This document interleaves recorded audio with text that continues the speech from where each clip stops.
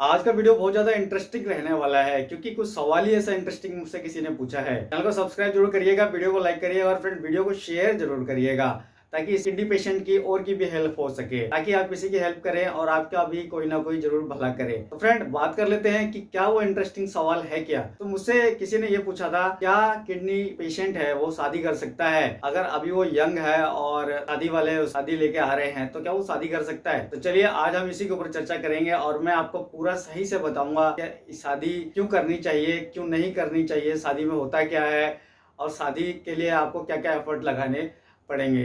तो मैं आपको सारी की सारी बातें इसमें सही से समझाऊंगा। सबसे पहले बात करेंगे महिलाओं। तो फ्रेंड जो महिलाएं होती हैं उनकी किडनी में इन्फेक्शन लगने के बाद या किडनी फेलियर होने के बाद, पहले तो बात करेंगे किडनी में इन्फेक्शन लगने के बाद अभी उनका क्रिएटिनिन लेवल स्टेबल है, खाली यूरिन में से प्रोटीन आ रहा है, तो ऐसी महिलाएं शादी कर सकती हैं, कोई प्रॉब्लम नहीं है। उनको प्रेगनेंसी भी हो सकती है और उनको बच्चा भी हो सकता है, कोई प्रॉब्लम नहीं होगी और अच्छे से वो प्रेगनेंसी धारण कर लेंगी और उनको बेबी भी जरूर होगा। अगर वो धीरे धीरे अपने प्रोटीन के ऊपर काम करती रहती हैं तो देखा ये जाएगा कि धीरे धीरे उनका प्रोटीन काउंट जो है आना वो भी कम होता चला जाएगा और वो एक स्वस्थ लाइफ आगे चल के जी पाएंगी। 10 में से खाली 4 लोगों की ही किडनी फेल होती है जिनके यूरिन में से प्रोटीन आ रहा होता है, वो भी इस वजह से कि वो बहुत ज़्यादा लापरवाहियाँ करते हैं और इसको सीरियस नहीं लेते हैं, खाली मजे मजे में ले रहे होते हैं और अंडे संडे कुछ भी उल्टा सीधा खा रहे होते हैं। तो आपकी बॉडी है, आप चाहे उसको सीरियस लें या उसको बिगाड़ लें, वो आपके हाथ में होता है। ऐसी जो महिलाएं हैं वो शादी कर सकती हैं। अब बात करते हैं उन महिलाओं की जिनकी क्रिएटिनिन लेवल बढ़ने लगा है, जिनका क्रिएटिनिन 2 के ऊपर चला गया है, 3 है, 4 है, तो क्या ऐसी लड़कियां भी शादी कर सकती हैं?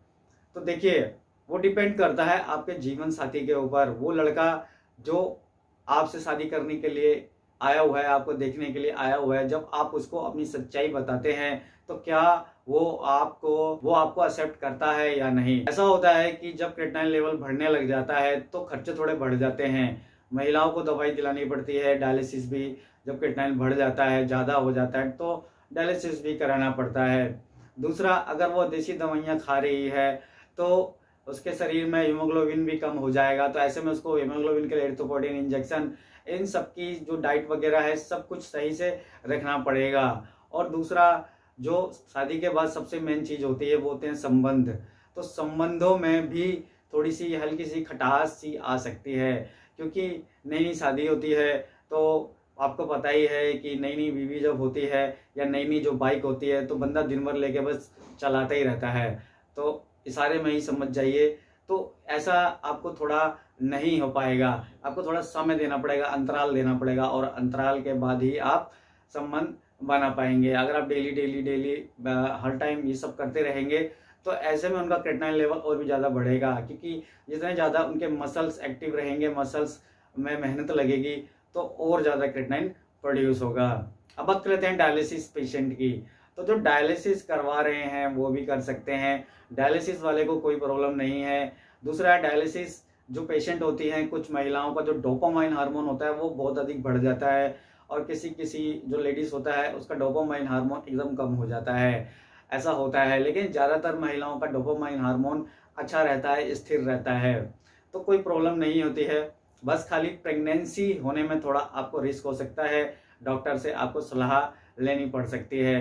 बाकी सेक्सुअल लाइफ आप बिल्कुल एंजॉय कर सकते हैं, कोई प्रॉब्लम नहीं, कोई दिक्कत नहीं है। बस अपना डायलिसिस समय पे करवाइए और आजकल डायलिसिस फ्री में भी होते हैं, आज सरकारी योजनाओं में भी डायलिसिस हो रहे हैं पूरे भारत के अंदर, तो परेशानी की कोई बात नहीं है। उन योजनाओं का पता करिए और उसमें अपना पंजीकरण करवाइए और अगर आपको ऐसा कोई जीवन साथी मिलता है जो आपको एक्सेप्ट कर लेता है तो बहुत अच्छी बात है। अब बात कर लेते हैं उन लड़कियों की जिनका ट्रांसप्लांट हो चुका है। तो जिनका ट्रांसप्लांट हो गया है तो वो भी शादी कर सकती हैं, ऐसी कोई प्रॉब्लम नहीं है, लेकिन थोड़ा सा इन्फेक्शन लगने का खतरा रहता है। और दूसरा, जो संबंध बनाने होते हैं वो बिल्कुल साफ सुथरे हाइजीनिक संबंध होने चाहिए, आपके मेल पार्टनर को कभी कोई भी इन्फेक्शन नहीं होना चाहिए। दूसरा, प्रेगनेंसी के लिए आपको अपने डॉक्टर से अच्छे से बात करनी पड़ेगी, डॉक्टर ही आपको गाइड करेगा कि आप कब प्रेगनेंसी धारण करें और कैसे धारण करें, वो आपके लिए बेहतर रहेगा।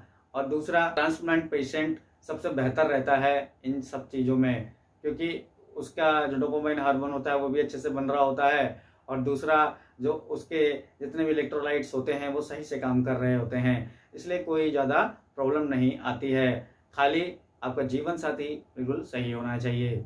अब बात कर लेते हैं लड़कों की।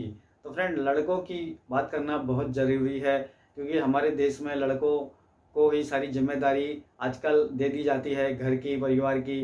मतलब शादी हुई नहीं तो जो औरत होती है वो घर संभालती है, बच्चे संभालती है, और आदमी पैसे कमा के लाता है। लेकिन अभी अभी ये ट्रेंड बदलता जा रहा है धीरे धीरे। आजकल महिलाएं भी पुरुषों के साथ में खड़ी हो रही हैं और कुछ ना कुछ काम करती हैं और 4 पैसे कमा के लाती हैं, मेहनत कर रही हैं। तो ये बहुत अच्छी बात है।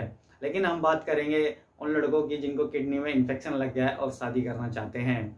तो अगर आपकी किडनी में इन्फेक्शन लग गया है, आपका क्रिएटिनिन अभी नहीं बढ़ा है और खाली आपके जो प्रोटीन है वो आ रहा है। देखिए, अगर आपको प्रोटीन का ट्रेस आता है, अभी बहुत कम प्रोटीन आ रहा है, तो आप एक्सरसाइज करिए। अब जब आप एक्सरसाइज करेंगे, अपना वेट थोड़ा थोड़ा कम करेंगे और सही मेडिसिन ले रहे होंगे, जैसे कि डॉक्टर आपको जो मेडिसिन दे रहे होंगे, मल्टीविटामिन दे रहे होंगे, आपको एंटीबायोटिक दे रहे होंगे। तो मैंने पहले भी कई बार बताया है, जो यूरिन में प्रोटीन आने की शुरुआत होती है वो बैक्टीरियल इन्फेक्शन की वजह से होती है।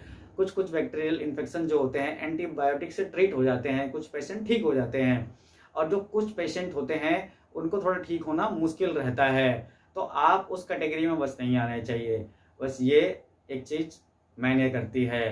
बाकी आप शादी कर सकते हैं, आप हेल्दी सेक्सुअल लाइफ जी सकते हैं, आप आगे चल के डैडी भी बन सकते हैं। अगर आपका स्पर्म काउंट कम है तो उसके लिए भी मैंने वीडियो बनाया है, उसका लिंक मैं आपको दे दूंगा। आप कैसे स्पर्म काउंट बढ़ा पाएंगे उसके बारे में भी मैंने बताया है। अब बात कर लेते हैं उनका जिनका क्रिएटिनिन लेवल 2 के ऊपर चला गया है और क्रिएटिनिन लेवल 2, 3, 4 है और वो भी शादी करना चाहते हैं। तो देखिए, अगर आपका क्रिएटिनिन लेवल बढ़ गया है तो आपको अपनी डाइट पर थोड़ा कंट्रोल करना पड़ेगा। दूसरा, आप ऐसी सेक्सुअल पोजीशन का यूज़ करिए जिसमें आपकी मसल्स बिल्कुल भी इस्तेमाल ना हो, वो करना पड़ेगा। तीसरा, आपको अपनी दवाइयों का नियमित रूप से इस्तेमाल करना पड़ेगा। चौथा, आप काम धाम कर पाएंगे, आप कुछ जॉब कर पाएंगे, आप कुछ करेंगे। लड़कों को शादी करने के लिए सबसे बड़ी चीज़ है पैसा होना। अगर आपके पास पैसा है, घर है, आपके माँ बाप पैसे वाले हैं, तो आप शादी कर सकते हैं, कोई प्रॉब्लम नहीं है। सेक्स तो आप ऐसे भी कर पाएंगे अगर आपका क्रिएटिनिन बढ़ा हुआ है, तो कोई इसमें प्रॉब्लम नहीं आती है। खाली प्रॉब्लम हो सकती है तो आपको प्रेगनेंसी की हो सकती है, लेकिन उसके भी सॉल्यूशंस हैं, वो मैंने आपको वीडियो में बताया है। अब बात कर लेते हैं डायलिसिस पेशेंट की। तो देखिए, डायलिसिस पेशेंट का भी सेम लड़कों का वही हाल है। मैं ऐसे बंदे को जानता हूँ जिसकी बहुत सारी वाइफ्स हैं, तो मैं उनका नाम नहीं लेना चाहूँगा, बहुत बड़े आदमी हैं और बहुत अच्छी लाइफ जी रहे हैं, भगवान का आशीर्वाद है उनके ऊपर और बिल्कुल ठीक हैं वो। और किडनी फेल होने के बाद भी उन्होंने अभी जल्दी में शादी की है और बिल्कुल हेल्दी लाइफ जी रहे हैं, अपने डायलिसिस कराते हैं समय पर और बहुत अच्छे इंसान हैं और उनको मैं पर्सनली जानता हूँ। तो ऐसे व्यक्ति भी हैं इस दुनिया में। तो ऐसा नहीं है खाली आपको पैसा चाहिए, घर चाहिए, बाहर चाहिए। तो अगर आपकी किडनी फेल हो गई, आप डायलिसिस हो रहे हैं, तो मनी कमाने की सोचिए, शादी तो आपकी हो ही जाएगी, कोई प्रॉब्लम नहीं है, लड़की आपको मिल ही जाएगी, ऐसी कोई बात नहीं है, और आपकी शादी भी हो जाएगी और आप डॉक्टर की सहायता से और अपनी डाइट पे कंट्रोल कर करके अच्छी सेक्सुअल हेल्दी लाइफ जी पाएंगे।